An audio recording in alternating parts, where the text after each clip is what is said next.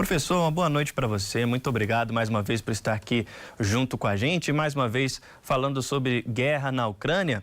E a morte do ministro ucraniano traz um novo capítulo para essa guerra?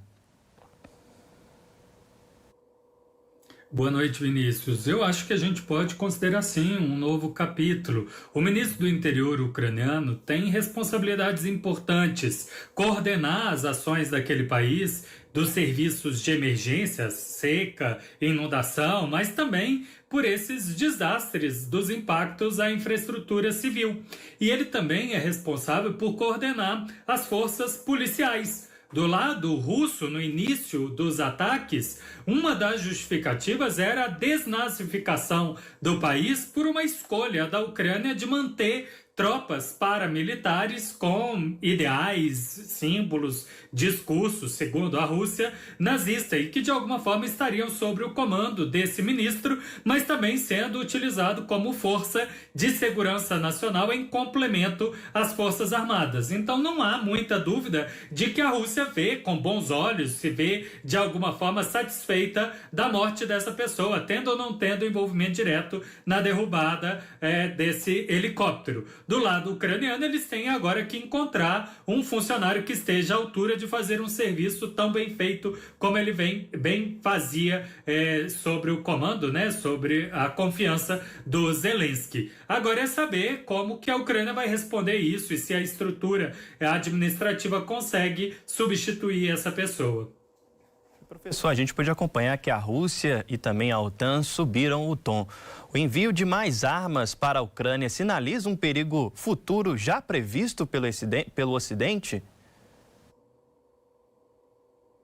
Sim, o Ocidente, inclusive, tem sido muito reticente, tem sido muito cauteloso na escolha de quais armamentos entregar, né, ou ajudar a Ucrânia. Teme-se muito que isso seja visto como um escalonamento do conflito. A Rússia, que já vem há algum tempo considerando que a Ucrânia é apenas uma terceirização da guerra da OTAN, né? Um segundo momento do discurso russo depois dessa desnazificação é uma guerra contra a OTAN. Então teme-se muito, sim, que a Ucrânia tenha a capacidade de avançar sobre território russo, lançar ataques sobre a Rússia, ou a Rússia interpretar que armamentos de maior tecnologia não são apenas de apoio defensivo, mas seriam um preparo de uma ação coordenada da Ucrânia. Mas aproveito a oportunidade, Vinícius, para chamar a atenção que a escalada também é retórica e o discurso do ministro de Relações Exteriores da Rússia não veio à toa. É uma resposta interna, né, para o povo russo, depois que a ministra de Relações Exteriores da Alemanha, 2 dias atrás, um pouco menos de 2 dias, levantou junto aos europeus um pedido para a criação de um tribunal especial para avaliar o que acontece na Rússia e na Ucrânia. Bem, esse tipo de tribunal especial é muito raro na história. Uma das primeiras vezes que aconteceu foi exatamente para julgar o que aconteceu no Holocausto na Segunda Guerra Mundial. Talvez tenha sido esse gancho que ele fez, né? A Alemanha querendo lançar um tribunal contra a Rússia, e aí ele faz essa menção que os alemães, indireta, né? Que os alemães foram responsáveis por um grande genocídio no passado e eles sim teriam merecido um tribunal especial pelo que fizeram. Professor, e o senhor acredita que a Rússia pode surpreender o mundo com este conflito ou faz parte da retórica de guerra essas falas? Pois é sempre uma reticência minha de tomar qualquer posição específica. A Rússia, eu disse há algumas semanas, anda lá um tanto quanto cautelosa com o seu tipo de armamento, preservando, né, para não ter perdas ou mesmo ser capturado pelas tropas ocidentais, e ela vê o paradigma dela envolto num grande conflito mundial. E ela tem uma fronteira bastante extensa, tem tensões com os Estados Unidos, com o qual ela é fronteiriça, tem tensões com o Japão e certamente ali na Ásia Central, e a gente tem notícias recentes também na fronteira com a Europa, os países bálticos e a Finlândia. Então, de alguma forma, ela pode sim lançar um ataque mais massivo, mas ela está atento a preservar o tipo de equipamento e pessoal, caso ela precise lutar em múltiplas frentes. Então, de tecnologia, a gente sabe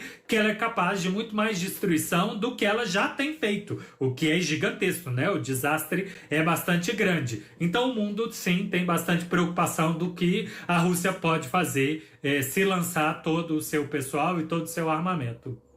Ainda sobre essa linha de raciocínio, a Ucrânia pode vir a atacar a Rússia caso caso Moscou, né, reaja de outras formas, ou seria um problema ainda maior? O Ocidente tem chamado a atenção que isso seria um problema muito grande, em especial se ela usar armamento doado a ela. E aí a Rússia pode usar o discurso de guerra legítima contra um outro país que, em tese, estaria neutro, né, apoiando a defesa ucraniana e não um avanço territorial, para lançar um ataque ou justificar qualquer medida mais drástica contra esses países. Há um pedido muito sério para que a Ucrânia defenda o seu território, quando muito afaste as tropas russas do seu território. Mas a gente já viu aí alguns indícios que ela anda testando alguns tipos de lançamentos de mísseis em tropas e abastecimento russo nas regiões bem próximas à fronteira ucraniana. Eu acho um pouco temerário, no cenário de hoje, a Ucrânia optar por atacar cidades ou tropas russas em larga escala. A maior probabilidade é de continuar tentando resgatar o seu território, que isso justifica e amplia a possibilidade de ela conseguir novos armamentos para reestabelecer a integridade do seu território. Professor, para a gente encerrar o nosso papo de hoje também os russos subiram o tom em relação à Finlândia. Quais medidas os russos poderiam adotar na fronteira de seu território?